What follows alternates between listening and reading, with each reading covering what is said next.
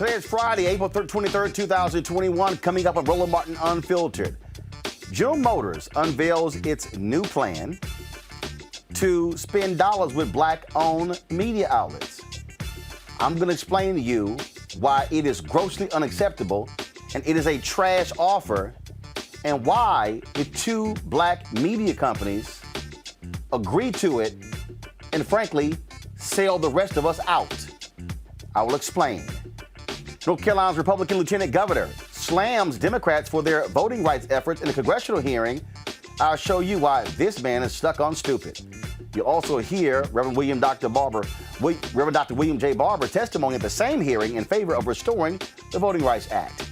New York passes a bill to restore voting rights to people on parole automatically, and in Virginia, another unarmed black man shot by cops. Also, in North Carolina, a black man has been shot there, and the community is calling for bodycam footage to be released in the shooting of Andrew Brown. And in L.A., the leader of Black Lives Matter says that despite Derek Chauvin's conviction, there's still a lot to do. She joins us along with the father of a young man who was killed by cops in Los Angeles. And how much are you teaching your children about finances? We'll talk about that in our Education Matters segment. It is time to bring the funk on Roland Martin Unfiltered. Let's go. Whatever the biz, he's on it. Whatever it is, he's got the scoop, the fact, the find. And when it breaks, he's right on time and it's rolling. Best believe he's knowing. Putting it down from sports to news to politics. With entertainment just for kicks, he's rolling. It's on go, y'all.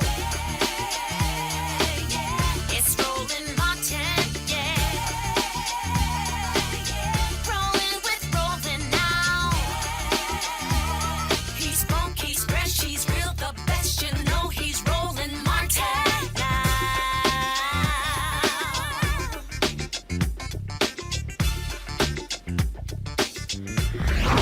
Martin.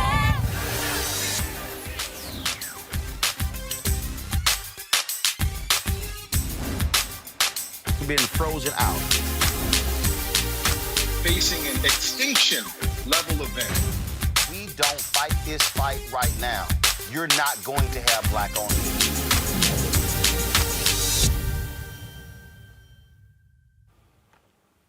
When Dr. Martin Luther King Jr. gave his speech on April 3rd, 1968, commonly referred to as the mountaintop speech, this is what he said in that speech. He said, quote, "It means that we've got to stay together. We've got to stay together and maintain unity."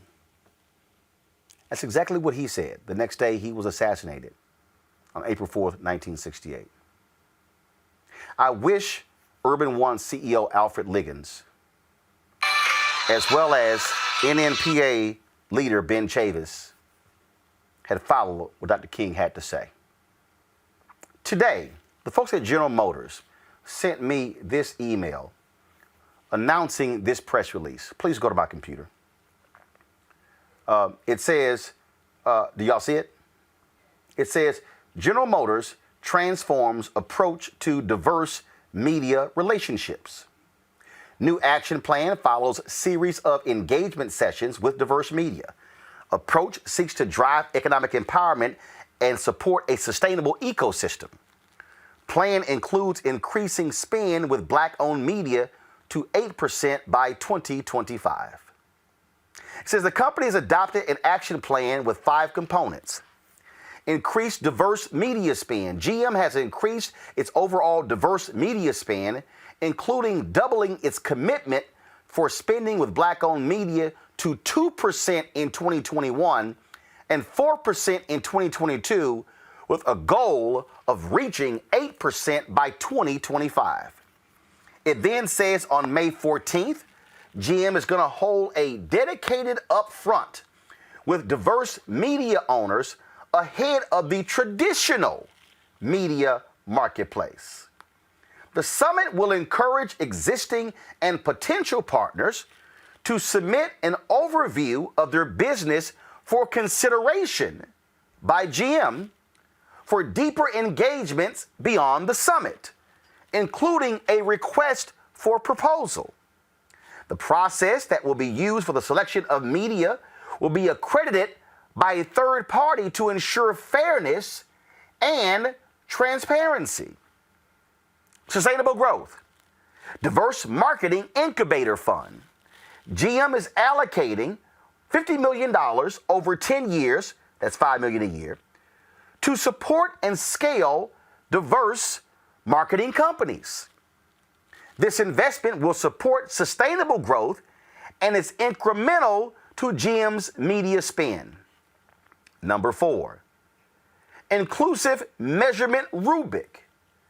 With the benefit of input from diverse media, GM established measurement criteria that will allow for more flexibility based on the size and scale of the media organization. GM's priority, in collaboration with diverse media, is to create a win-win for the diverse media companies and GM. Number 5, expanded opportunities. Prospective partnering analysis.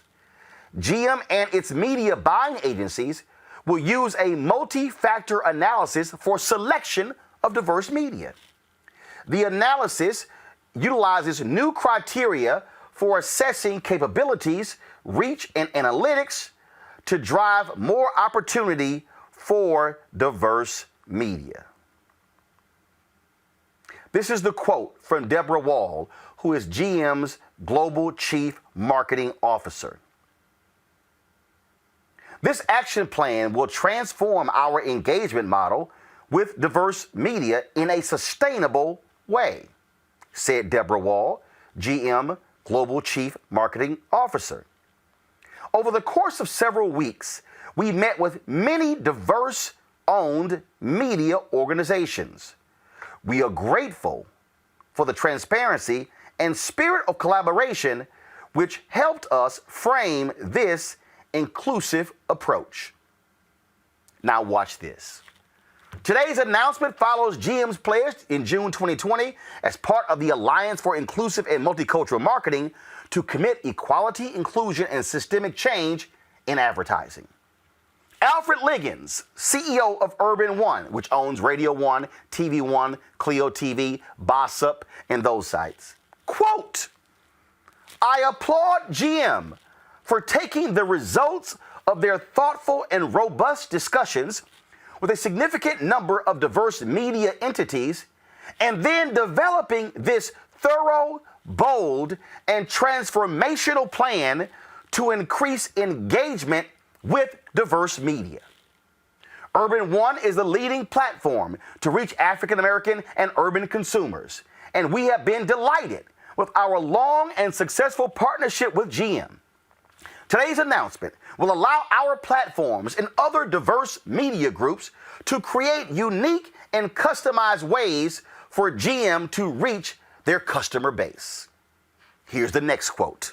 The NNPA notes with appreciation a recent substantive discussion with General Motors Chairman and CEO Mary Barra and with other GM executives about establishing a strategic partnership between GM and the NNPA going forward today in 2021 and into the future, said Dr. Benjamin F. Chavis Jr., President and CEO of the NNPA, of the National Newspaper Publishers Association.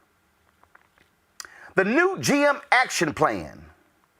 The new GM action plan, including stated commitments to increase advertising spends with African American owned newspapers and other African American owned media, is good news for Black America. The NNPA represents 230 African American owned media companies, and we reaffirm our 50-year plus support from GM. Yet, the future looks much brighter today as a result of GM's new transformative commitments and engagement with African American owned media businesses. There are 3 words I have for these quotes from Alfred Liggins, Ben Chavis, and this entire plan from General Motors. This is bullshit. I don't want to mince any words here. This is bullshit. So let me explain. I, along with several others, signed a letter that was published by Byron Allen in the Detroit Free Press, in major newspapers like the Wall Street Journal and Washington Post, calling out GM for their black media spend.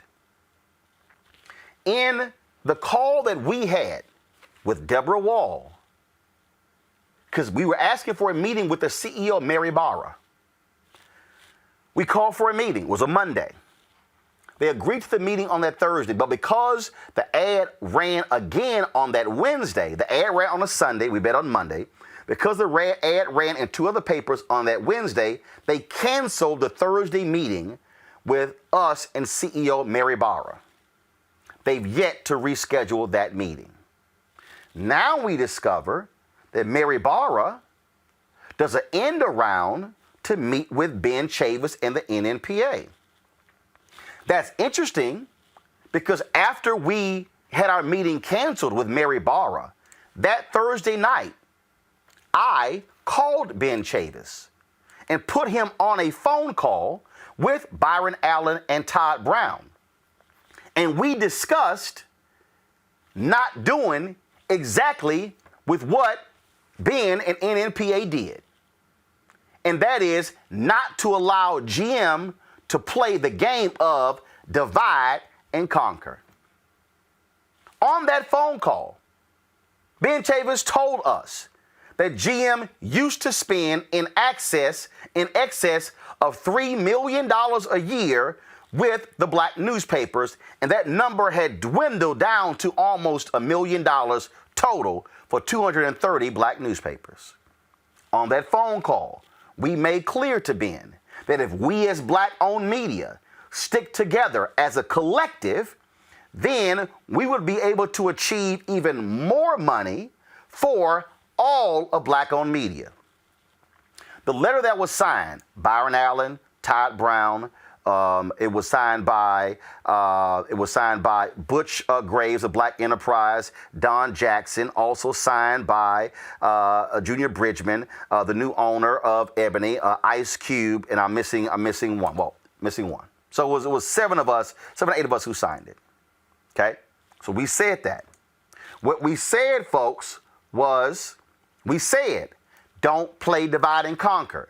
Because if they can play divide and conquer, I can give you a little bit. I'm going to give you a little bit more than you're getting, and now you're satisfied. I'm going to give you a little bit more than you're getting, and now you're satisfied. We know for a fact that General Motors drastically cut the spend they did with the American Black Film Festival owned by Jeff and Nicole Friday.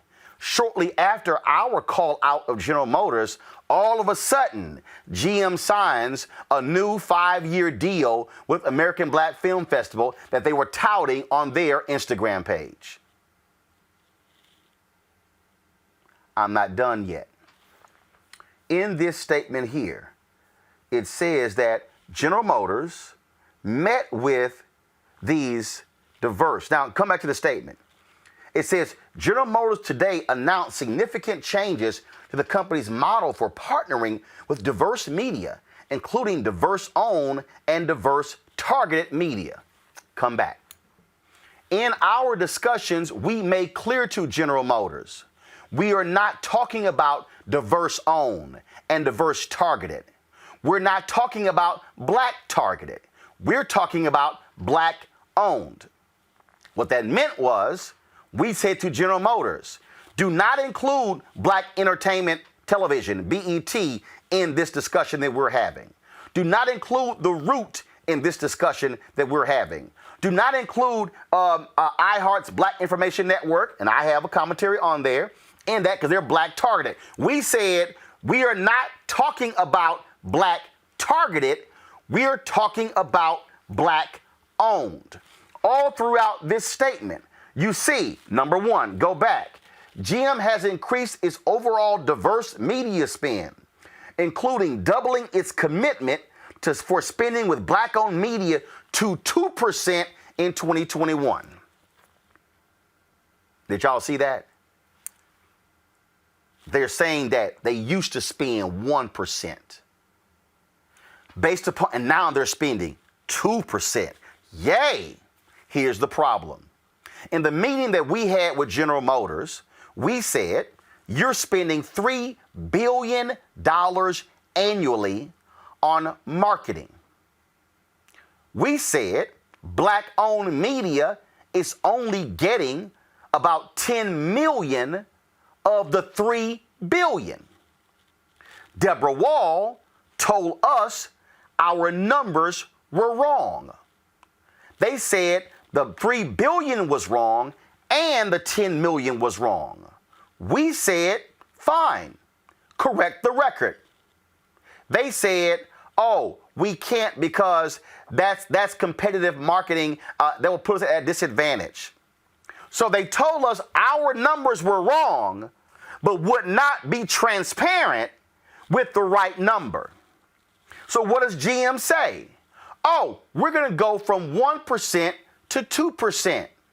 Ladies and gentlemen, do you realize that 1% of 3 billion comes out to be 30 million? They told us that the 3 billion number was wrong. Okay, so let's say it's 2 billion. That means that you were only spending $20 million with black-owned media companies, and now you're saying you're going to spend $40 million. You know what they have not done? Shown us who the black media companies are and who's getting what. So we're supposed to trust you that you're actually spending 2%. I called a source very familiar with the actual budget of General Motors. I was told point blank that number is a lie. They're not spending that amount. Let me take it further. In this plan, GM announces that they're going to spend 4% by 2022. Go back to my computer here. 4% by 2022 and 8% by 2025. Here's my question, General Motors. Why are you waiting 4 years to spend 8%? Why can't you spend 8% now? Let me inform all of my listeners and viewers who are watching. Black people buy 11.4% of all GM vehicles. GM moves what? 7 million vehicles a year? I want you to listen to what I just told you. Black people account for 11.4% of all vehicles sold by GM, but black-owned media was only getting 1%. Now GM is saying we at 2%, and we're going to be at 8% by 2025. That means that even by 2025, GM will be spending less money on black-owned media than the percentage of cars that black people are purchasing from General Motors. Explain to me, how is that equitable? Let's go a little bit further. In the statement here, General Motors says that they came up with this plan by having meetings with diverse media companies. Ooh, let me help y'all all on this one. I was one of the people who signed the initial letter to General Motors. I was on that Monday call with Deborah Wall. Guess when General Motors scheduled their meeting with me? Next week, April 28th. Don't y'all find it strange that General Motors would announce this new plan that's been praised by Alfred Liggins at Urban One and Ben Chavis at the NNPA, but you're not meeting with one of the signatories of the letter which forced you to release this plan until next week. Todd Brown, who is launching HBCU League Pass, one of the signatories on the letter. They're not scheduled to meet with Todd until May 1st. So wait a minute. Are you telling me that General Motors put together a plan and announced this great black plan? And by the way, they also had not met with Byron Allen yet, which means 3 of the 8 people who signed the letter, they hadn't even met with. So exactly who were these diverse people? Diverse folk they meeting with. In fact, they met with, they were supposed to meet with Todd on May 3rd. Okay, May 3rd. Let me further unpack this. The Detroit Free Press, I'm going to try to pull the article up here, did a story on this particular plan. This is the headline right here. GM vows more money, more opportunity for ad spend with black-owned media. It says Friday, GM revealed a new 5-part plan, the result of a series of meetings between CEO Mary Barra and black-owned media representatives over the past 3 weeks that will offer better access to advertising dollars with GM. Y'all, here's the problem. According to this story, Mary Barra has been meeting with black-owned media representatives. She hasn't met with Byron Allen. She hasn't met with Roland Martin. She hasn't met with Todd Brown. 3 of the 8. She hasn't met with Ice Cube. She hasn't met with Diddy. Who were the folks who called them out? Byron Allen, Todd Brown, Diddy, Ice Cube, Don Jackson, Junior Bridgman, Butch Graves. Y'all see what's going on, right? Let me go further down in the article that I find to be quite hilarious. It says in here, and Byron is quoted in here as well, and y'all gonna really get a kick out of this one in this article, is this right here. GM's new plan was in part devised during an hour-plus long Zoom meeting Monday between Ben Chavis Jr., CEO of the National Newspaper Publishers Association, his team, GM's Barra, and other senior leaders at GM, Chavis said. Chavis told the Free Press on Friday that Barra offered, and you see the 1.2 million in here quoted. He told the Free Press on Friday that Barra offered detailed, measurable, and meaningful goals during the meeting. Y'all, detailed, measurable, and meaningful goals during the meeting.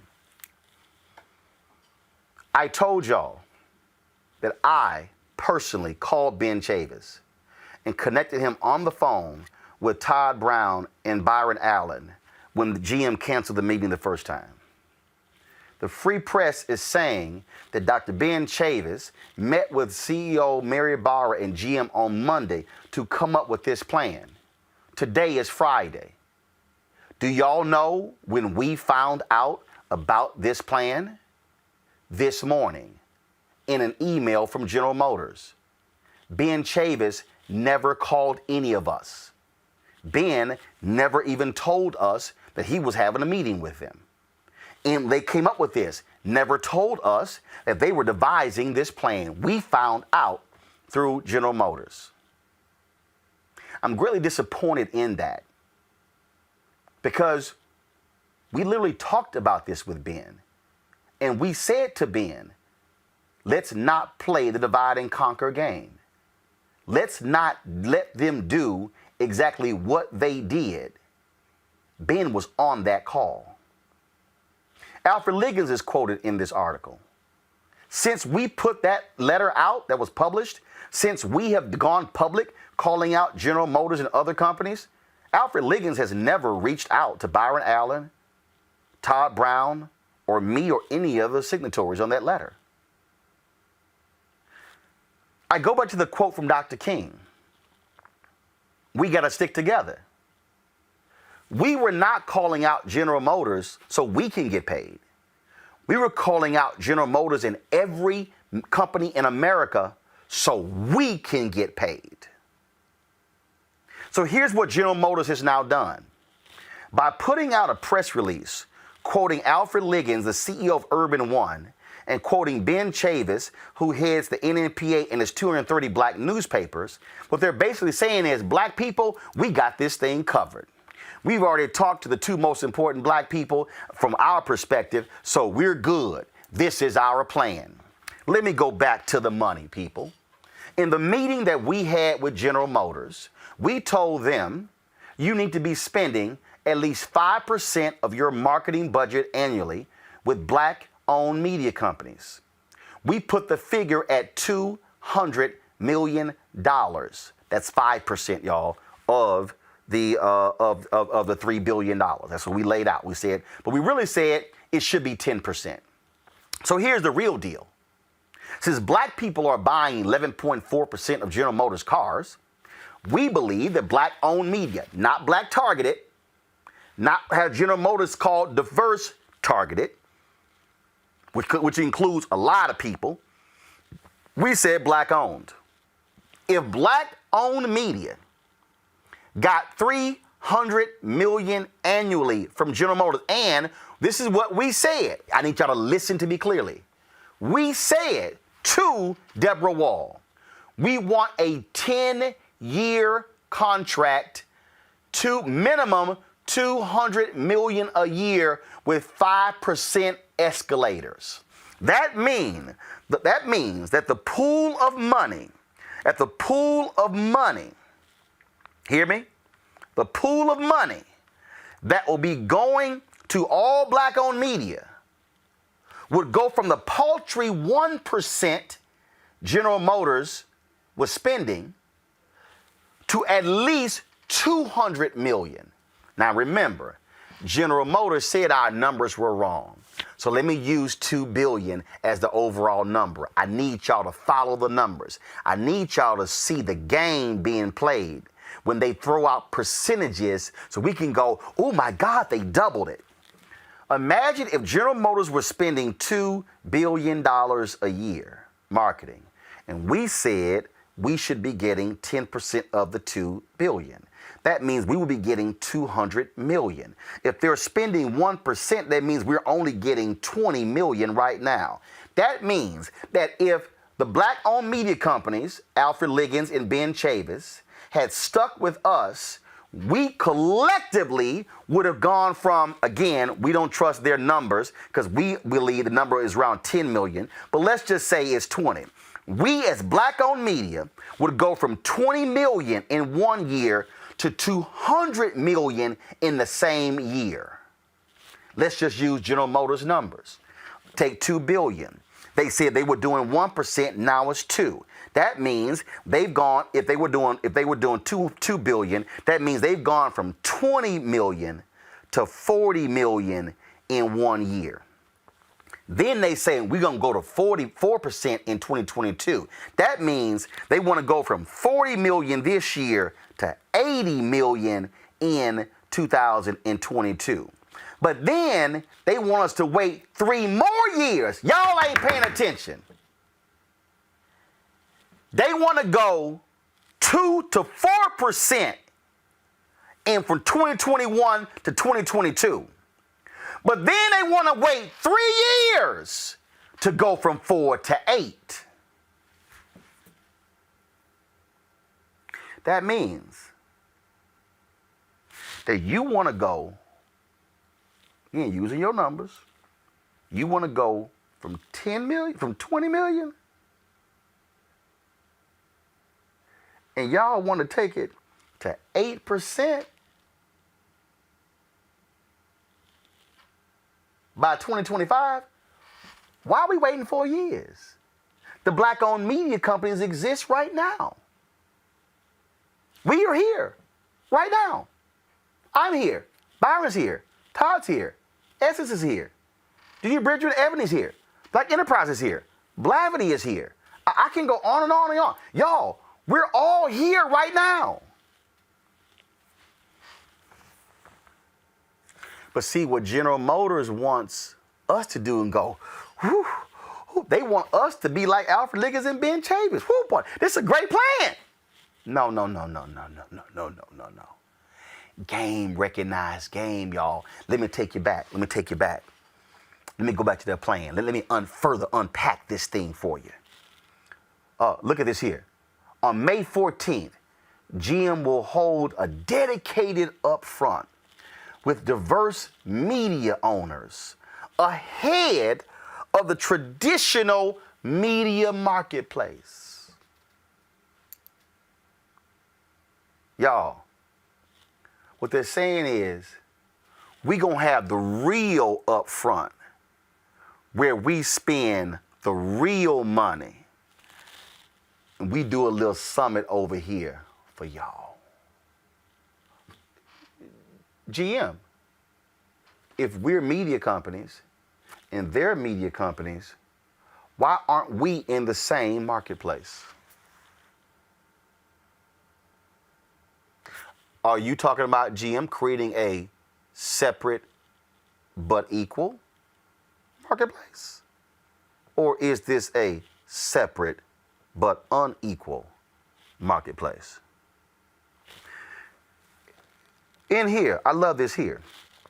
The summit will encourage existing and potential partners to submit an overview of their business for consideration by GM for deeper engagements beyond the summit, including a request for proposal. The process that will be used for the selection of media will be accredited by a third party to ensure fairness and transparency. Oh! General Motors, do y'all use a third party for white media? Is there a third party that y'all use when you go and meet with Complex and CNN and MSNBC and Fox News and GQ and others? Is a third party vetting them? So exactly why is there a third party to vet, quote, accredited media?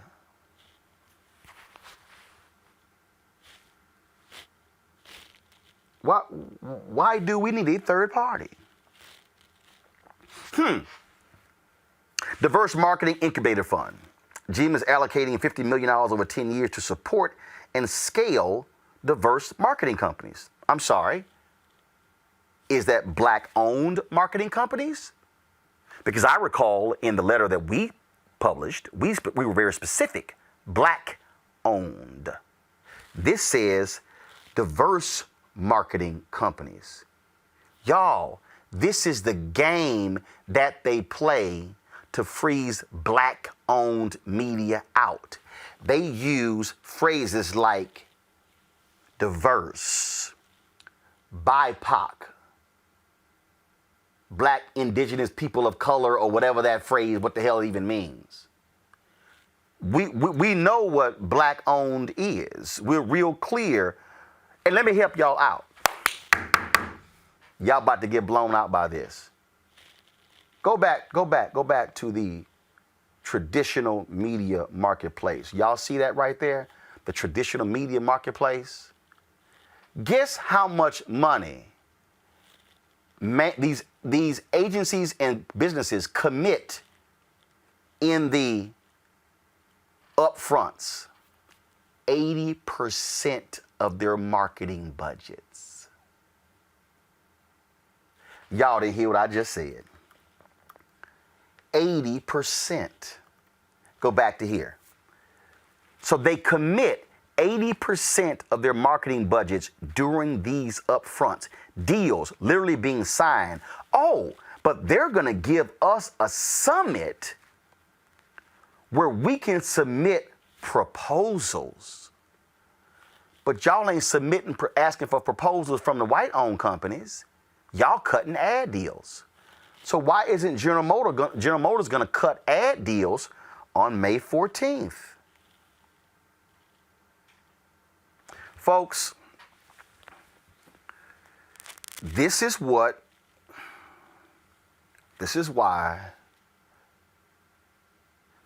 you negotiate as a collective. Because you come to the table with people who know how the game is played, who know how they try to freeze us out of the marketplace, who they know how they try to freeze us out of the dollars. And that's what this plan is. This is a trash plan. And I don't care if Alfred Liggins is quoted in here. And I spent 13 years at TV One, 11 years at Tom Joyner, Reach Media owns, Radio One owns them. I don't care if Ben Chavis is quoted in there. I've run 3 black newspapers. Guess what? This is an awful deal. And let me say to all the black newspapers, by Ben Chavis agreeing to this, he's actually cost y'all more money. They were only spending $1.2 million. Ask them how much GM is going to spend more. Another million? Another $1.5 million? Had they negotiated with us as a collective, y'all could have got $5 to $7 million. This is why you don't cut a separate deal from everybody else. This is why you fight for the collective. Our position to General Motors is we're not accepting 2% in 2021 and 4% in 2022. And we're going to wait till 2025 for 8%. No. Spend 8% now. And that's what Alfred Liggins should have maintained. And that's what Ben Chavis should have maintained. Black people, I have told y'all, we've got to stop playing ourselves small. We got to stop letting somebody give us an extra crumb and we think that all of a sudden we're doing better than we were last time. This, folks, is an awful deal. And let me be clear to every single major company out there. Do not try to use this General Motors plan as a model, because this is a trash plan. This is grossly unacceptable. This is not going to allow black-owned media to be able to grow the way it needs to grow. This is not increasing the pie. What this is doing is playing us small. And I say to the black senior executives and the black board members at General Motors, you should be telling Mary Barra and Deborah Wall, this is simply unacceptable. And just because you got 2 black people to sign off on this does not mean folks like me are going to sign off on this as well. So General Motors, I look forward to our meeting on April 28th. Don't come with this plan. Y'all better come with specifics. Because here's the deal. I'm not getting any money from y'all right now. So what the hell I got to lose? I'm going to bring in my panel right now. Michael Imhotep is the host of the African History Network show. Also joining us is Xavier Pope, host of Suit Up, news owner of the Pope Law Firm, and Candace Kelly, legal analyst, Start Your Morning analyst with Black News Channel. What I've laid out here, Michael, is the games that corporate America plays with black people. Yep. How they like to do the end around and then get black folks say, ooh, boy, this is a great plan. I love this. General Motors could be spending 8% this year. They don't want to. They're saying, right, we'll wait 4 years to spend 8%. And guess what? If the black market share of cars bought, GM cars bought, dropped from 11.4% to 8%, guess who will be fired? a whole bunch of executives, including Deborah Wall, the chief marketing officer. So they want us to keep buying GM cars, but they don't want to spend money with black-owned media. I totally agree, Roland. I've been reading an article here from the Detroit Free Press about this, and I've lived here in Detroit all my life.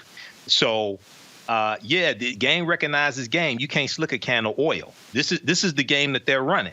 They can go to 8% right now, but when reading through the bullet points, the article from the Detroit Free Press lays out 5 key parts.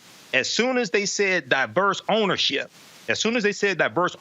I knew right then that they weren't serious, because the meeting that you had, you all were speaking specifically of black-owned media, and having to have a summit on May 14th so that leaders of companies with diverse ownership can then pitch their proposals.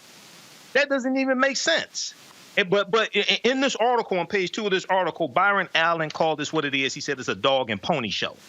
And this is exactly what it is, okay? He said GM showed Byron Allen the new plan Friday morning, since he would not be meeting with Mary Barber until May, and he No. Let me correct you. General Motors did not show Byron the plan. I got the email. I sent Byron the email. He wasn't even aware of it. Go ahead. They reported this incorrectly then in the article from Detroit Free Press, but he called the plan a dog and pony show. And he said GM is defending that they don't need to defend, they need to include, okay? He said going from $10 million of an ad spend to $20 million when you spend billions is not inclusive. Yeah, this is garbage. But what happens is they think that they can pick off some of us and we go for this, and they break up the unity. So, and the other thing is, by waiting to 2025 to go to 8%, they're probably hoping some of this black-owned media goes out of business. That's the other thing. Candace, look, the reason we're putting this level of pressure, because this is why black-owned media is dying, because we have been frozen out of the dollars. This is why I'm working with this group out of New Jersey, where billions are being spent in New Jersey, and black people are not getting the private equity dollars. They're not getting the contracts. They're not getting any of those dollars. And so if we don't, as Dr. King said, learn to stick together, then this is the game that they always have played. Divide and conquer. Always. This is the Jim Crow of media agreements when you look at it, because they really are saying separate but equal, right? Just as you said. And not only that, but they're going to put you through extra hoops. And this is what they do often. They put you through extra hoops in order for you to prove yourself, and you've already proven yourself. This is why Byron Allen sued Comcast and went all the way to the Supreme Court, because there are companies that have to prove themselves just because they're black-owned. But he made his point. But even with going all the way to the Supreme Court and getting what he wanted, we are still dealing with this. And just like Michael said, in due time, because of the way that newspapers and media organizations often unfold, some of these organizations may fail. And then they can say, well, that's one organization that we don't have to deal with anymore. Mary is someone who should lose her job. Why? Because she has not even returned calls. She has stonewalled you and Byron and others, all the people who signed those letters, when she knows that not only is this a bad deal for you, but it's actually a bad deal for GM. Black folks are buying the cars already. Why not put the advertising dollars in the place where they can reach more black and brown people? Have they not seen the statistics that are out there? If you're 5 years old today, there are more black and brown people than people of non-color. And this is where we are going. So not only is it just a bad deal for black folks, it's actually a bad deal for GM. It's a bad deal that GM has that woman in charge of the marketing and opportunities that are there. Xavier, for people out there who might say, man, why are you making a big deal out of this? Because this is the exact same thing that's happening with law firms, with black-owned media, engineering firms, accounting firms, bond firms. We can go janitorial companies. This is economic apartheid. What General Motors and all of these major corporations are practicing is economic apartheid, where they want black people to keep buying their products, but they do not want to spend dollars with black-owned companies. When I was growing up, Roland, I thought that Sanford and Son was a black show. I'm serious. There were all these different shows that I watched growing up with black characters, not realizing the writing of those shows were white written or white owned. And so if we look at certain, you talked about this really great when you talked about black targeted. We look as the black audience that are buying cars. The assumption is if we see black people in certain commercials or a certain positions, they're making you look cool or hip, we think that it's black owned. And so we starve because we don't have the knowledge. And so the individuals that are in the position to supposedly have knowledge, they have to be able to, and we have to be able to, as a member of Black Media myself, to be able to stick together and stay on the same page and do what other industries do, which is put pressure and lobby for their piece of the pie. So this is not you complaining. This is what other groups do every single day. And they do it in their own way, but they are doing this. They're knocking at the doors and giving me my piece of the pie too. So this is not something that you're in a vacuum doing this. In GM's offices and at various points of contact, those other companies, those quote unquote traditional medias, they're doing that too. And diverse becomes diluted if we're talking about black. Bottom line, folks, again, I'm not accepting this proposal at all. And so, GM, y'all can keep it. Y'all better go back to the drawing board. It's as simple as that. It's grossly ineffective, and we're not going to sit idly by and be quiet about it. I'm not getting excited about some $50 million over 10 years incubator fund that says diverse marketing companies. No, we're talking black-owned marketing companies, not diverse. Right. We're not talking about even, and why in the hell are you waiting until 8%? The goal of reaching, y'all, they didn't say we going to hit 8% by 2025. The goal of reaching 8% by 2025, General Motors cannot answer today, why can't you do 8% now? Why? Mm-hmm. Why can't you do 8% right now with black-owned?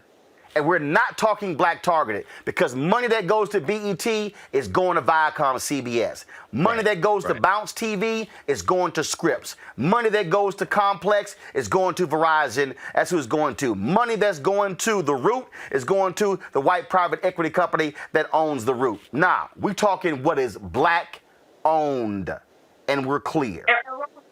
And Roland, you're still at deficit because you don't know the real numbers. Right, and they won't give us a number. Mm-hmm. Candace, they told us, Candace, Deborah Wall told us our numbers were wrong. We said, fine, Deborah, give us the correct number. Oh, no, we can't do that. So we supposed to, and I talked to someone who is very much in the know, who said, Roland, the numbers that they put out, that 2%, that 4% is wrong. Those numbers are flat out wrong. They will not put the dollar amount because they know it's so damn low. And Roland, if you look at if they're asking for proposals, guess whose numbers they're asking for? Yours. Yeah, but here's the deal, Candace. When they ask for proposals, and I've been through this game, that's the recipe for rejecting us. Oh, y'all gonna jump through all these hoops? No. We game recognized game. Candace, go ahead with the final comment. Well, listen. Also, when it comes to the proposals, when those proposals are off by a little bit because there's so many rules and guidelines that you messed up, they will count you out. This meeting that they're planning to have on the side, where we're not even included with what they consider the mainstream, should be boycotted. Shouldn't happen. Folks, I'm going to keep you all abreast of what goes on. This is what we're fighting for, and the reason. This is the reason. I need y'all to understand. This right here is the reason why Ebony was strangled. This is why Ebony had to file for bankruptcy. This right here is why Black Enterprise is on vapors. They only exist because of their conferences. 90% of the money that Essence makes comes from the Essence Festival. You know why? Because we don't get the advertising dollars. This right here is why. And they love sending money to Black targeted. And hey, J.C. Watts created a black news channel, but guess what? A Pakistani-American billionaire is now the majority owner of Black News Channel. Black News Channel is not black-owned. It's black-targeted. All I'm simply saying is this here. We want to be in a situation where we could create black billionaires who own media companies. But they want to strangle the dollars from us. And what we're saying to General Motors and every other corporation in America, y'all love black folks buying y'all products. Y'all gonna spend with black-owned media, or we gonna sit here and publish and discuss every single one of y'all. So the rest of y'all out there had better come up with some real plans, because what GM put together is simply grossly unacceptable. We're going to a break. When we come back, we're going to talk about the issue of voting in this country. We'll talk about the leader of Black Lives Matter in Los Angeles, and also craziness on the Hill. Y'all want to hear a fool out of North Carolina, a black Republican, try to criticize the fight against voter suppression? Oh, I got something to say to you, Mark Robinson. That's next on Roland Martin Unfiltered. I believe that it's movement time again. In America today, the economy is not working for working people. The poor and the needy are being abused. You are the victims of power, and this is the abuse of economic power. I'm 23 years old. I work 3 jobs. Work 7 days a week. No days off. They're paying people pennies on the dollar compared to what they profit, and it is time for this to end. Essential workers have been showing up to work, feeding us, caring for us, delivering goods to us throughout this entire pandemic, and they've been doing it on a measly $7.25 minimum wage. The highest check I ever got was nearly $291. I can't take it no more. You know, the fight for 15 is a lot more than about $15 an hour. This is about a fight for your dignity. We have got to recognize that working people deserve livable wages. And it's long past time for this nation to go to 15 so that moms and dads don't have to choose between asthma inhalers and rent. I'm halfway homeless. The main reason that people end up in their cars is because income does not match housing cost. If I could just only work 1 job, I could have more time with them. It is time for the owners of Walmart, McDonald's, Dollar General, and other large corporations to get off welfare and pay their workers a living wage. And if you really want to tackle racial equity, you have to raise the minimum wage. We're not just fighting for our families, we're fighting for yours too. We need this. I'm going to fight for it until we get it. I'm not going to give up. We just need all workers to stand up as one nation and just fight together. Families are relying on these salaries, and they must be paid at a minimum $15 an hour. $15 a minimum. Anyone should be making this to be able to stay out of poverty. I can't take it no more. I'm doing this for not only me, but for everybody. We need 15 right now.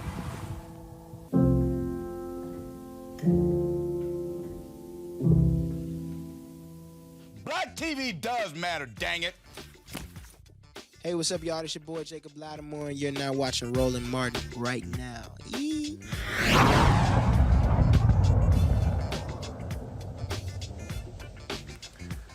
Since 2012, hundreds of people have been fatally shot by or died in the custody of L.A. County police officers. One of those victims is Grechario Mack. Mack was shot multiple times by officers in the middle of a mall amid a health crisis. None of the officers have faced any charges. Activists are rallying to combat L.A. Mayor Eric Garcetti's proposal to increase the LAPD's spending by 3%. Joining me now is Quintus Moore. He is Quintus Moore, the father of Grechario Mack, Quintus Moore, and Melina Abdullah, Black Lives Matter, Los Angeles. Certainly glad to have both of you here, and certainly, first, Mr. Moore, we're sorry for your loss. Melina, I want to start with you. Increase the spending of the LAPD by 3%. Most people have no idea that most of these major cities, 30 to 40% of the entire city budget is going to police departments. Right. Well, in Los Angeles, it's actually far worse than that. We're spending 53% of the city's general fund on LAPD. So that means those are dollars that are not going to housing, that are not going to health care, that are not going to mental health resources. And Mr. Quintus will talk about how Grishario Mack was having a mental health issue and asked for help. Had mental health resources been available instead of LAPD coming in with quote unquote every gun blazing, in the words of one witness, then we'd have this father of two still with us. So it's absolutely unthinkable that the mayor of the city, who claims to be a liberal, continues to increase the budget of LAPD when we know that they are one of the most murderous law enforcement units in the entire nation, and absolutely one of the most corrupt, who now have we actually won a restraining order against LAPD based on their brutality. Where do you get a restraining order against the police? But they're so corrupt, so brutal, so violent that that's what we had to do, is seek court intervention. Mr. Morris, speak to that, because what we're seeing this reckoning all across this country. When it comes to police departments, when it comes to spending. You've got folks who are like, oh, you shouldn't be saying defund the police department. No, what we're saying is stop sitting here increasing the spending on the cops, shift those resources to mental health professionals, to social workers, the folks who don't show up and automatically shoot to kill. I think you're on mute. So just unmute your computer.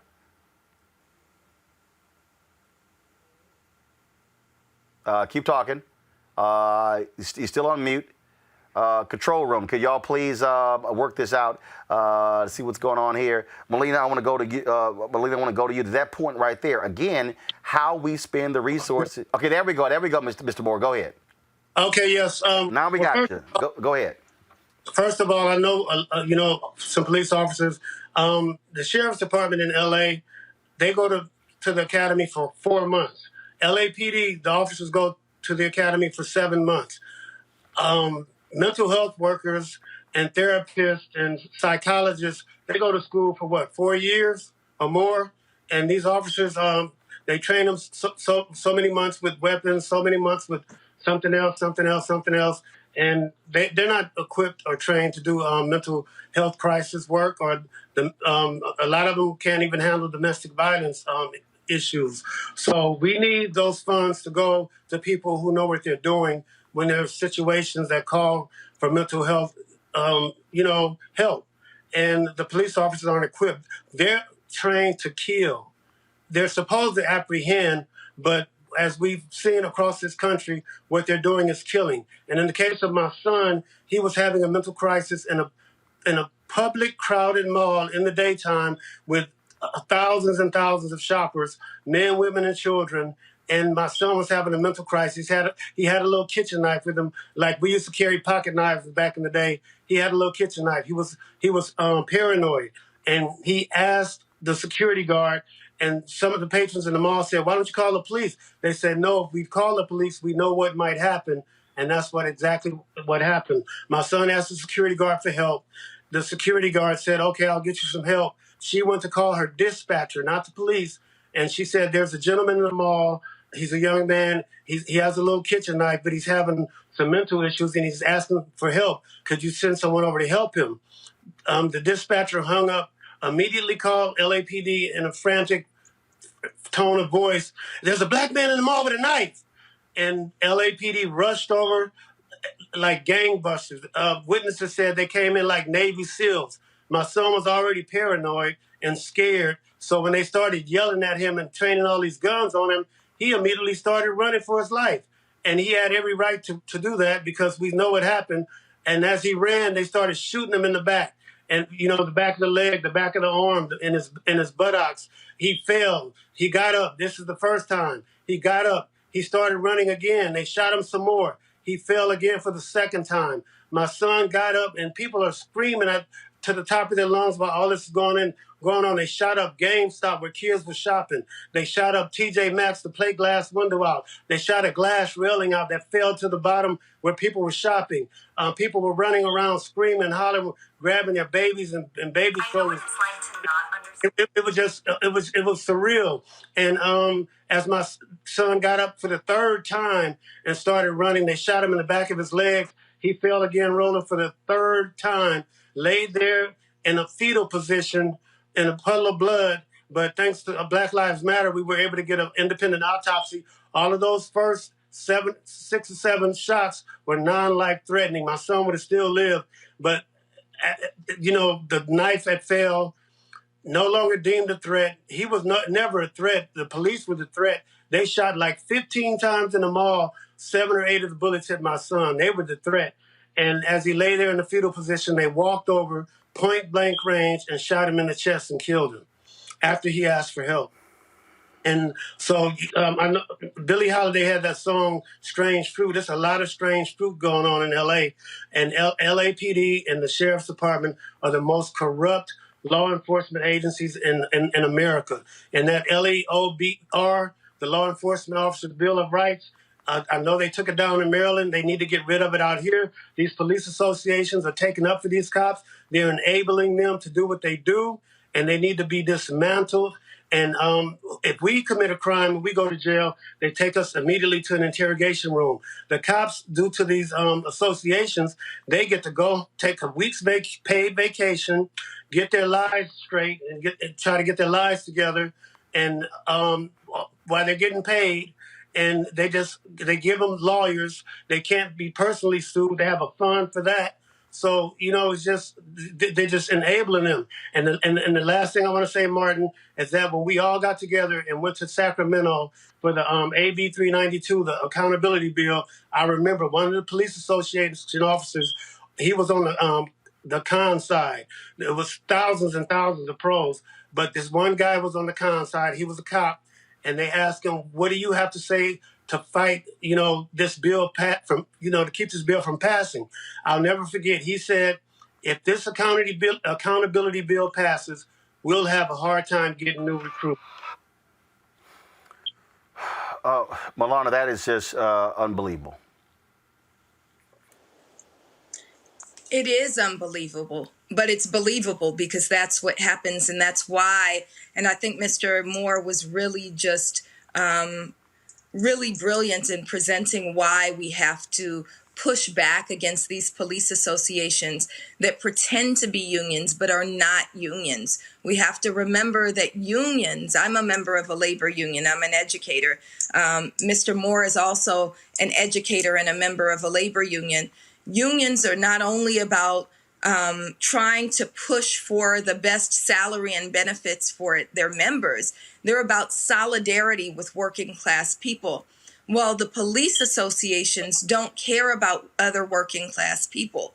They only care about the very narrow interests of their members. And so it's really important that we think about the role of these police associations. They're the ones who paid for the defense for the Derek Chauvin trial. Kim Potter, who stole the life of Dante Wright, was a president of her police association. And so as Mr. Moore is sharing, one of the things that we have to recognize as we push for accountability and push for something greater than accountability, push for justice, we have to recognize who our opposition is and do everything that we can to fight back against that opposition. So for us, what that means is ousting police associations from the House of Labor. They don't have any business in the same room as Mr. Moore and I. We have to end the special rights like the Police Officers Bill of Rights, like qualified immunity. And then something that you pointed to at the beginning, Roland, is, it's police associations that are jockeying for, lobbying for, but also bullying and bribing elected officials so that they can continue to gobble up these massive shares of the cities and counties' public funds. And so what we have to do is recognize that they are our opposition, and we have to really pull the fangs out of police associations and render them really useless so that we can move forward in what's in the best interests of our people. And that means protecting the life of Grishario Mack and doing good work in his name. That means moving police out of mental health calls, moving police out of traffic stops in the name of people like Dante Wright. and really advancing the things that the community needs, things like mental health resources and good jobs and reentry programs and housing. Mr. Moore, final comment from you. What do you want the folks who are watching and listening to do? Well, we want to, like Sister Melina said, to end these associations, get rid of the Law Enforcement Officers Bill of Rights. The chief out here, the LAPD chief, Michael Moore, said he couldn't fire a cop if he wanted to because of the power that they have. The police commission found what those cops did to my son out of policy, yet nothing has been done to them at all. And one more thing, Roland, I wanted to leave you with. We all saw the movie Training Day. That the cops that stopped that guy at the gas station, the Army veteran, the Army officer, that guy who did that to them was a training officer. The one who shot Dante Wright, she was a training officer. The one who killed George Floyd, he was training those other officers that helped him kill George Floyd. And they always want to cry, we need more training, we need more training. But look what the training officers are training them to do. Make a great point, sir. Both of you, I appreciate your work. Please let us know what more we can do, and we'll look forward to having you back. Thank you so much for having us, Roland. Thanks a bunch. Big fan. Thank you. I appreciate it, sir. Thank you very much. Folks, in Virginia, another unarmed black man shot by police. 32-year-old Isaiah Brown is in intensive care with 10 bullet wounds, and his family is demanding answers. The frightening story took place in Spotsylvania County, where authorities say a deputy gave Brown a ride home after his car broke down at a gas station. The deputy, who was white, told Brown's family that he was not in trouble. But when Brown called 911 for an alleged domestic dispute shortly after, the same deputy returned and opened fire. The family is confused as to why the officers shot Brown. Virginia State Police are investigating the matter. Let's go to North Carolina. The family of a black man killed by a sheriff's deputy is demanding officials release the body cam footage of the police encounter that killed Andrew Brown. On Wednesday, sheriff's deputies were attempting to arrest Brown at his home in Elizabeth City. According to Brown's family, he exited the house to his vehicle unarmed, where he tried to drive away as police fired shots at his car. Now, local civil rights leaders say the release of the footage is for transparency. If the sheriff's department fails, if the district attorney office fails to release that body camera to provide the transparency that this community needs to move forward, then we cannot build trust, and therefore justice cannot be done. None of the officers involved have been identified, but all of the officers who were at the scene have been placed on administrative leave. The North Carolina State Bureau of Investigation is investigating the incident. Let's go to Michigan. The Grand Rapids Police Department may be facing a lawsuit after a traffic stop about littering turned violent. Body camera footage of the March 26 incident has been circulating online, revealing this disturbing encounter. Folks, look what happened when Diabati Hood tries to exit the vehicle on the passenger side. Watch this.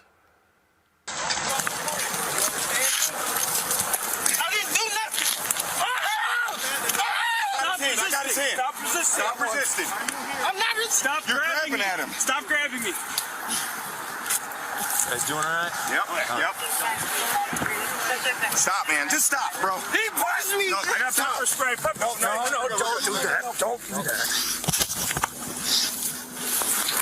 Relax, bro. Relax. Don't grab his hair.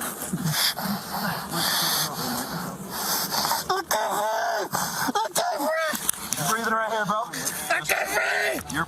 The video clearly shows Grand Rapids officers, folks, punching Hood in the face while he's on the ground. Police say they found 4 weapons inside the vehicle, and all 3 men in the car were arrested on felony charges. The Grand Rapids Police Department says the stop was reviewed by supervisors and members of the department's training unit and found no malice. In Georgia, the ex-Atlanta cop who shot and killed Rayshard Brooks wants his job back. Currently facing murder charges, Garrett Rolfe and his attorney appeared before a city board requesting to be reinstated as an Atlanta police officer. The chief of police or their designee will not may, will ensure that a completed notice of proposed adverse action is issued to the employee in person or by certified mail. Did I read that accurately? Yes, you did. So based on your previous testimony, it was Chief Shields' obligation to make sure that Officer Rolfe received a copy of the notice of proposed adverse action in person or by certified mail, correct? Correct, according to the document, correct. Now then we look at number 2. There should be at least 5 working days between the date of the notice of proposed adverse action was issued and the date scheduled for the employee response session, correct? Correct, that's what's stated on the document, correct. Because if we're gonna give an employee, and they have a right under the ordinances to give an employee response session, they have to have an opportunity to appear and they have to have an opportunity to prepare, correct? We've already established that. Correct. Well, June 13th, 2020 was a Saturday, right? Right? I'm not sure what day it was. Okay, well, you can take my word for it. It was a Saturday. And you said that everybody was in meetings, right? We were in various meetings that day, in and out of meetings, correct. A lot going on, right? Definitely. So did somebody tell you the chief was too busy to put her signature on a piece of paper and meet with Officer Rolfe? Did someone tell me that? Chief and I were in the room, and I was asked to sign that document. Garrett Rolfe wasn't in the room, though, was he? No, he was not. So 5 working days meant you were required to give Rolfe until Friday, June 19th to have his employee response session, right? Yes. And 5 days to prepare as opposed to, let's say, an hour with no preparation, correct? It states 5 days. And if you don't have an opportunity to respond, then the policy has been breached, correct?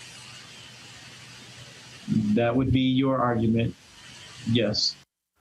Rolfe and his attorneys say he should be reinstated because he wasn't given enough time to respond to the notice of proposed adverse action before being fired. Officers are usually given 5 to 10 days to respond. Of course, he testified he was fired the day after Brooks' death. Let's go back to our panel here. So I'm talking about all of these police cases, and again, when you stack them one behind the other, what you see here, Candace, is pattern. It's pattern. When we had the mayor of Columbus on here, we talked about the contracts, how they're prohibited from firing. One of the fundamental areas is when the level of protection these police officers have is unbelievable.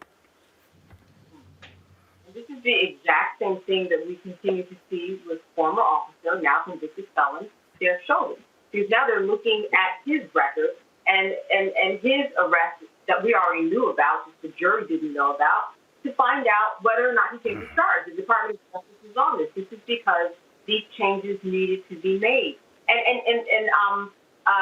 The former guest, he certainly had a point by saying a lot of people train to do this, not just from the beginning in terms of the training from the beginning, but then they train officers, right? It's training day, as you said, this was in Washington. A good case study to look at is what's going up on in Ithaca, New York, how they are rechanneling their resources in order to make sure that, like Melena said, that we have misdemeanors or low-level offenses not being tested by people with guns. You just need somebody to go in and sometimes diffuse the situation when somebody has mental health issues. It's something that's going on in Ithaca, New York. The whole council approved it. It's something that they are carrying out so that you have people who are just civilians, who are part of the process, people who are already trained in mental health to come in and take some of these positions. You don't always need mostly men with guns at the helm to take care of a traffic stop. You don't need it at all.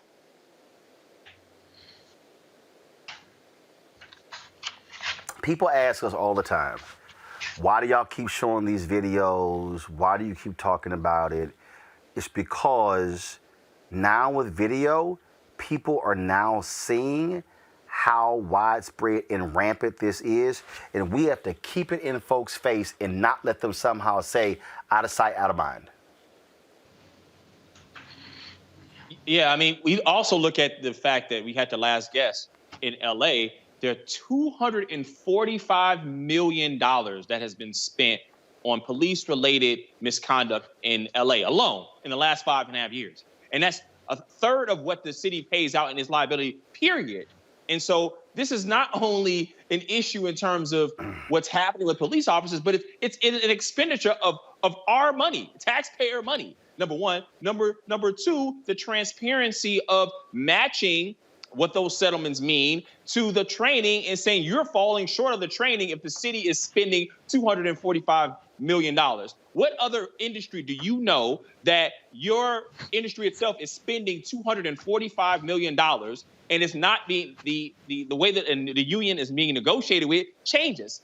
And then also the transparency in terms of how does it look when you have low-level offenses. We saw this with the chief of Minneapolis Police, Arredondo, state that the $20 issue with George Floyd in terms of him wound up losing his life in a conviction of Derek Chauvin should have never even happened in the first place. And so we have all these interactions with law enforcement that are going way overboard. We saw the Supreme Court ruled in Tennessee versus Garner, you can't shoot a suspect in the back. So it's not just the issue with mental health services. Is if there is an issue, you shouldn't be shooting people in the back in the first place. Michael. Roland, this case here in Grand Rapids, Michigan, I read the reporting from WXYZ Channel 7 here in Detroit, as well as Wood TV in Grand Rapids, Michigan. And, it's a disturbing case. Number one, they said they recovered 4 weapons from the car, but in reading the reporting from the 2 sources, neither one said that the weapons were illegal weapons. Nothing said that the weapons were illegal weapons. Now, they've been, the stop ended with 3 felony arrests.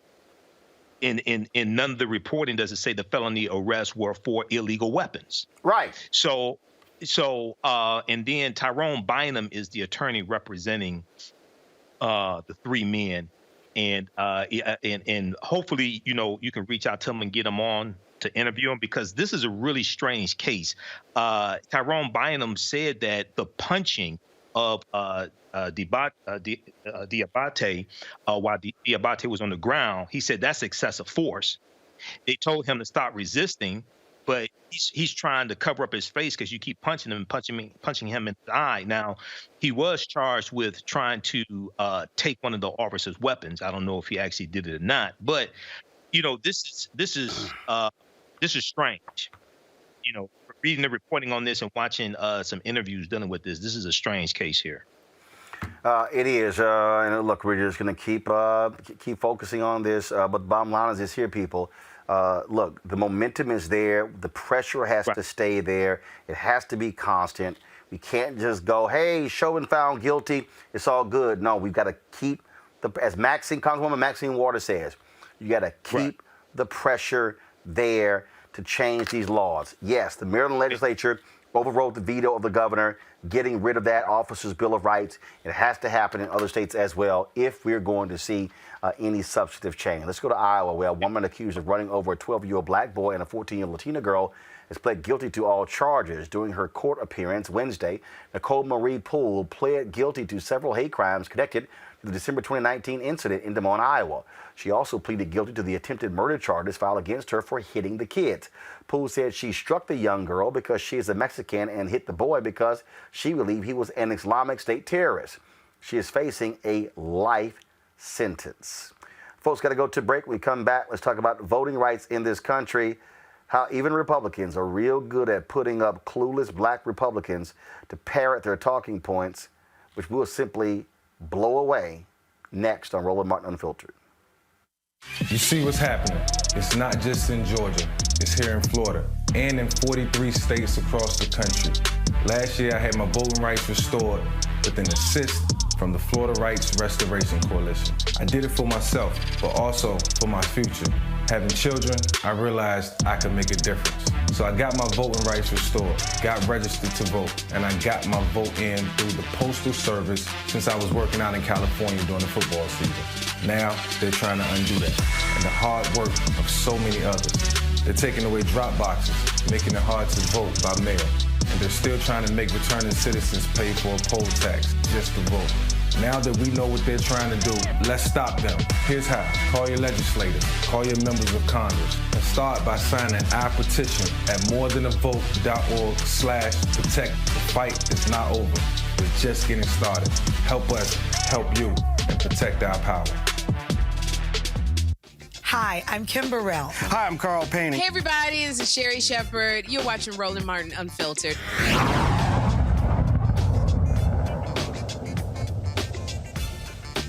Fighting Republican voter suppression has been a major issue for a number of years, but especially since a 2020 election when Republicans just lied about the results led by that idiot Donald Trump. Now, Congress has not reauthorized Section 5 of the Voting Rights Act, of course. That took place after the Shelby v. Holder decision was gutted Section 4 of the Voting Rights Act. And so as a result, states have been doing whatever they want. Thursday, the House Judiciary Committee held a hearing called Oversight of the Voting Rights Act, the Evolving Landscape of Voting Discrimination. Reverend Dr. William J. Barber testified on the importance of the Voting Rights Act, while idiotic North Carolina's first black lieutenant governor, Republican Mark Robinson, says he is tired of his, quote, race being used to push a liberal agenda when it comes to voting rights. Y'all hit play. Remember, in North Carolina, the law was tried under the courts. The Supreme Court, a majority Republican, and the Supreme Court, and a three-panel federal district court said that what they did after the Shelby decision was voter suppression, surgical voter suppression, intentional voter suppression. This is not hyperbole. This is not about semantics, and it's not just about photo ID. They attempted to eliminate same-day registration, pre-registration of 16 and 17-year-olds out of precinct ballots the first week of early voting, and instituted one of the nation's most stringent photo ID. And we did not have a conversation about it. The courts looked at it under the microscope of the Constitution after the Shelby decision and said, this is surgical. This is intentional racism. That's what the court said, and showed that we need pre-clearance, and there should be no fear of pre-clearance. If you're not discriminating, you would not be afraid of the pre-clearance portion of the Voting Rights Act. Thank you, Reverend. If you could help me understand, was the 13th, 14th, and 15th Amendments to the United States Constitution passed and moved by Republicans or Democrats? Right, and was the movement to, you might put your microphone on, sir. That would be Republicans. Was the move for the 64 Civil Rights Act and 65 Voting Rights Act led heavily by Republicans or Democrats? That would be Republicans. And so as we sit here today, and as we're being accused by many of our colleagues on the other side of the aisle of wanting to somehow perpetuate the Jim Crow South, when in fact what we're trying to do is perpetuate laws that you can believe in, that you've so eloquently discussed, do you see any merit in that whatsoever? Absolutely not. And just if I have a moment just to add something. When you talk about that history is clear. Who stood on which side at every turn in history. It is clear. It's not even in dispute. And it's not in dispute now. What we want is integrity. We don't want power. We want integrity. We want the right thing to be done. We want to encourage citizens to be responsible. We want to have the best election system in the world. In the world. Third world countries, places like India where the poverty rate is staggering, they have to show that finger when they go vote. It's time that we modernize our election system in this country and stop playing all these silly games based on race. And please, stop using me as a black man as your pawn. And yes, I said it, to push your agenda. I'm sick of it. It happened a long time ago in this country, and I'm tired. Chairman, I would ask that the witness answer the question. His time has expired. Mr. Chairman, Mr. Chairman, Mr. Chairman, I should have a unanimous consent request to insert something in the record. Unanimous consent to insert something in the record. Consent request. 5 minutes, Mr. Johnson. You've already said that we could enter that in the record. You said it in your opening, Mr. Chairman. What changed? Mr. Johnson, can you hear me? So we're not going to insert something in the record? So Republicans can't enter anything in the record? I'm just so the need clarification. The chairman doesn't want us to be able to insert stuff in the record? Maybe in a few minutes, but not right now. Oh, because when I had my time closing, I didn't want to insert it at the time inserted when I spoke. Mr. Johnson, we're going to go in proper order. You're recognized for 5 minutes. Well, this is a great way to run a hearing. You know what? I really get a kick out of the convenient games being played there, Candace. Well, if you look at the history is clear. Republicans love talking about 1865, 66, 67.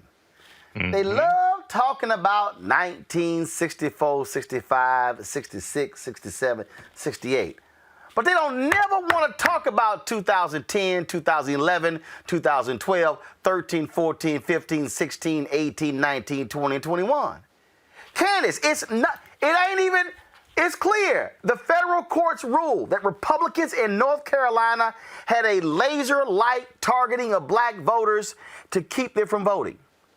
It's no lie. When 5 federal courts ruled that Texas's voter ID law was discriminatory against black people and Latinos. And so my deal is, you can run Uncle Festa up there, and he can rep down by, I'm sitting here using black, I'm tired of being a pawn. How about not being a pawn? You know, this is a reminder of the power that black people have, and this is why they are coming undone at the seams. This is why they're so upset. They don't want to live in 2021. Because 2021, when you look out your window, looks like you and me, right? And you and I are in the line to go vote. It's very interesting that they are using this time to finally change the laws. All of a sudden, some of these laws have been on the record for 15 years, but as soon as the vote is swayed against them, they decide to change it. Clearly, we are seeing what is going on here. I don't see why it's falling on deaf ears of this man who testified. But clearly, we see the pattern, like you said. This is something that we know is getting on their nerves because we have the power, and it's something that we have to continue to fight, or else we're going to append the next voting election. The only reason they are trying to change the laws, Michael, is because they lost. That's it. I mean, we can sit here and dance around all we want to. That's the only reason. They lost. If Ossoff and Warnock had not won Georgia, if Biden and Harris had not won in Georgia, if they had not won in Arizona or Pennsylvania, they would not be trying to change the law. We all know that. Well, you know, Roland, this is this plays into the Senate Judiciary hearing that took place on Tuesday, when Senator John Kennedy of Louisiana got his behind spanked by Stacey Abrams. Okay, and she broke down what's wrong with Georgia Senate Bill 202. But Mr. Roy in the House of Representatives, he wanted to talk about history. And he wanted Lieutenant Governor Mark Robinson to co-sign. But see, Republicans only want to deal with one side of history. They never want to talk about the compromise of 1877, when Republicans conspired with Democrats so that Rutherford B. Hayes, the Republican candidate of the 1876 presidential election, could become president. The Republicans agreed to remove the troops the Union troops out of the South that were protecting the rights of the newly freed slaves to a certain extent, because that's what the Democrats wanted. They don't want to talk about that. They don't want to talk about the Lily White movement in 1928, when the Republicans wanted to get Herbert Hoover elected as president. So they appealed to Southern segregationist Democrats in 5 former Confederate states to get them to vote for Herbert Hoover, and he became president. And then Mr. Roy talked about 1964 Civil Rights Act, but he doesn't want to talk about Barry Goldwater of Arizona, who ran for president in 1964, who was a Republican and who was against civil rights. And he doesn't want to talk about the party realignment that took place, because many Southern segregationist Democrats left the Democratic Party, and where'd they go? They went to the Republican Party. You're dealing with a different Republican Party, and you're dealing with a different Democratic Party than you were dealing with before that party realignment. So they don't want to deal with that history. Run that on somebody that doesn't understand history. But Xavier, the thing here is, they don't want to deal with what's happening today. and they don't want to deal with being called out. And the bottom line is they are specifically targeting black young voters and others because they're trying to use the law, trying to get rid of drive-in voting, curbside voting, trying to get rid of same-day registration. They are trying to, all of a sudden, only one ballot drop box in Georgia. Let's not have it outside. Let's move it inside so you can only drop your ballot off when the hour is over. We know the game here, and it's all been led by Republicans, period. All Republicans. All Republicans. The big deal in Georgia that we're not talking enough about is that the change to the bill is any one person can make a mass challenge, and now there has to be a hearing of individual voters in that state. Where we saw in the runoff election, there were significant challenges, but a lot of different counties, they didn't have to actually to respond to those challenges because they were ridiculous. Now they're required to, or they'll be sanctioned by the state. So you can have one. Who do you think they're going to be targeting? The one person of mass challenges in those states, black people. And so what we're going to, but it's they've been really bold with their rhetoric. So getting their bold rhetoric on the books in terms of how they talk about black people can also be used in cases against them. So speak up. Be as racist if y'all want to be as ignorant if y'all want to be, because that will be go on record. That could be used in lawsuits, just like it was in North Carolina, to be able to strike down the laws in that state. And speaking of North Carolina and Greensboro, a white member of the zoning commission has been removed for refusing a black resident's request to be addressed by her doctoral title during a televised meeting. Tony Collins got into a tense exchange with Dr. Carrie Rosario, an associate professor at UNC Greensboro, during a 4-hour zoning commission meeting. Dr. Rosario expressed concerns about a development project near her home. Described as a very disrespectful exchange by City Councilman Sharon Hightower, Collins insisted he was not trying to disrespect Dr. Rosario. Decide for yourself. We're here to approve the standards that have been presented. And if Mrs. Rosario has something about one of those It's Dr. Rosario. Thank you, sir. If Mrs. Rosario has something about Dr. Rosario. Well, I'm sorry. Your name says on here, Carrie Rosario. Hey, Carrie. It's Dr. Rosario. If you got something I would call you Tony, one, so please, sir, call me as I would like to be called. That's how I'm identified. It doesn't really matter. We're here. It matters to me. It matters to me. And out of respect, I would like you to call me by the name that I'm asking you to call me by. Thank you. Your screen says Carrie Rosario. I'm verbalizing my name is Dr. Carrie Rosario. And it really speaks very negatively of you as a commissioner to be disrespectful. Collins reportedly apologized in a voicemail. What say you, Candace? It's the same thing that we've been talking about all night. Whether you're talking about media contracts, or voting rights, or anything else. Some white people just don't want to give you the power that you have worked for and deserve. This is a woman who, some people are of this argument that if you are not a medical doctor, that you do not deserve that title. But it doesn't matter. You get your doctorate when you graduate from graduate school, right? And as a result, you can be called that. It is your option to be called that. Clearly, he did not want to regard her as anything that was above him. And that's exactly what was going on. As many times as she asked, he said, I'm going to disrespect you as a woman, a black woman, a doctor, everything that you bring to the table, and I'm not even going to listen to you. What happened is what should have happened. He should have left, been fired, been relieved. However the process was, the result was right. He is gone. Michael? Brother, this is the third white man I know of that got his behind whipped by a black woman about the past week. Jim Jordan got his behind kicked twice. Representative Maxine Waters told him, shut your mouth. Then Representative Val Demings of Florida went off on him when he tried to check her about law enforcement, and she served in law enforcement for 27 years. Then Senator John Kennedy just got his behind beat by Stacey Abrams on Tuesday, and then this took place. So you have some white men that feel threatened by intelligent African Americans educated African Americans, especially African American women. So they better get used to it because we're not going away. It's white people that have a negative birth rate, not us. Well, I didn't understand it, Xavier. The woman, she said doctor, and I'm like, how hard is it? No, he just decided to be an ass. I kept saying by Miss, and then I'm just going to call you Carrie. He said, your mama call you Clay, name you Clay, because I'm going to call you Clay. That's the approach that he tried to take.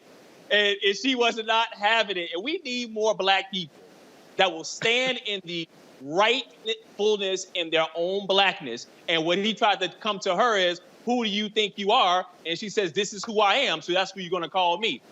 More props to her. All right, folks, the elementary school has apologized after lesson plan incorrectly states enslaved Africans came to America by choice. The first-year fourth grade teacher used first lesson plans from an unapproved website as a source for educational materials. The worksheet was about slavery in colonial America and asked 4 questions, one of which was, why did slaves come to America? It provided a fill-in-the-blank answer that read, as an exchange for the trip to America, African Americans agreed to work for colonists for X number of years, but then were kept as slaves. Another question asked what jobs were done by enslaved people.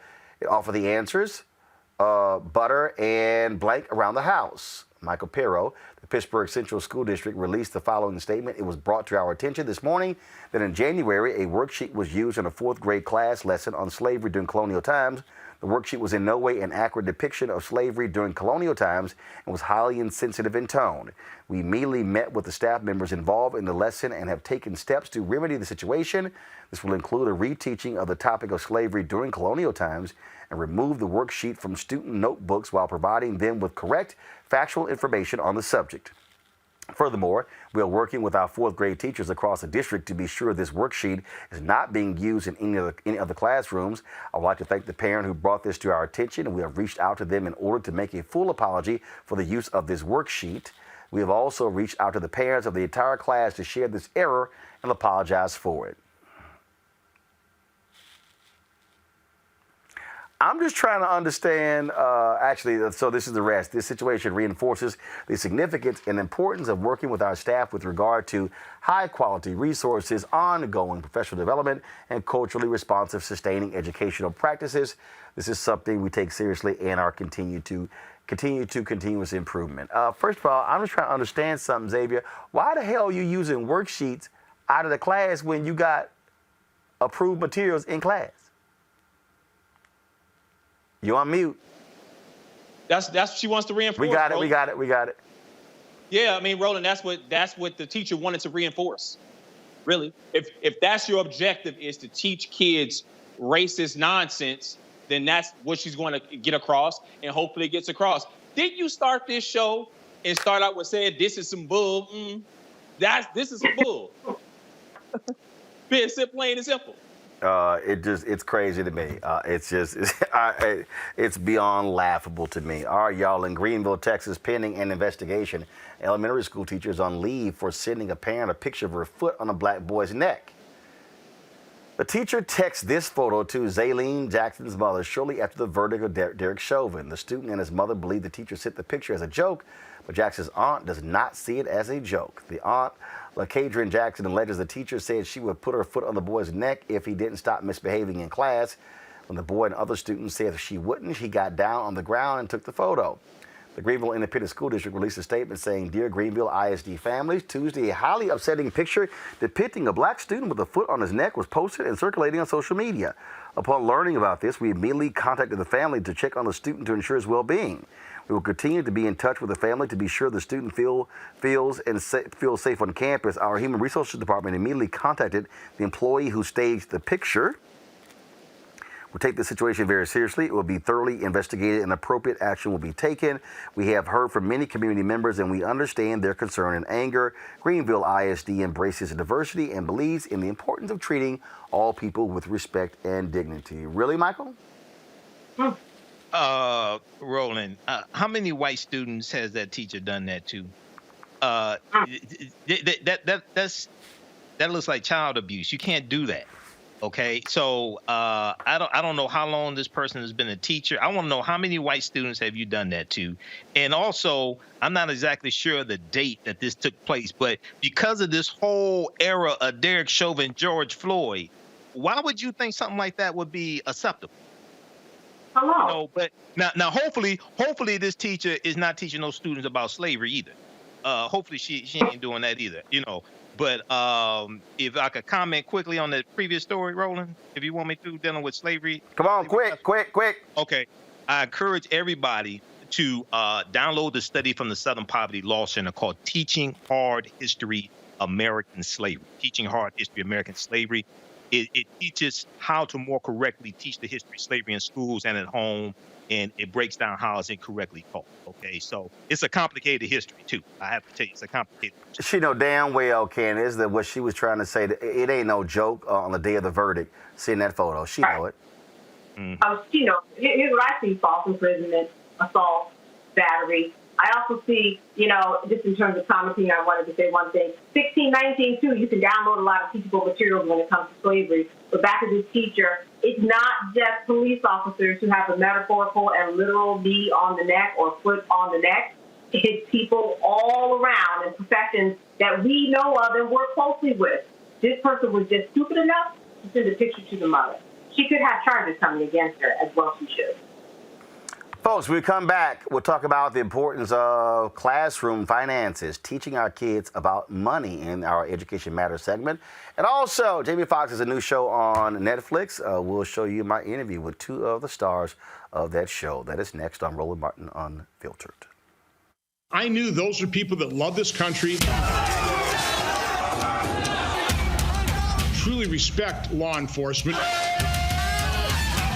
You better run, cops! Would never do anything to break a law. The Capitol police officer tragically killed. Officer Sicknick is the 5th person to die. I knew those are people that love this country. Had the tables been turned, those were tens of thousands of Black Lives Matter protesters, I might have been a little concerned. Marty's Touch is responsible for the content of this advertising. Carl Payne pretended to be Roland Martin. Holla! Hi, I'm Chaley Rose, and you're watching Roland Martin Unfiltered.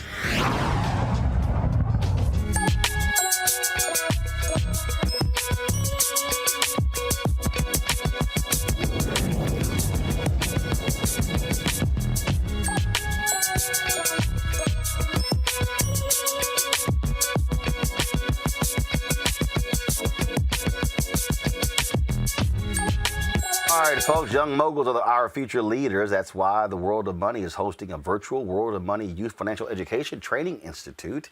Their mission is to empower youth with a sound financial education. Joining me now with more details is Sabrina Lamb, founder, executive director of worldofmoney.org.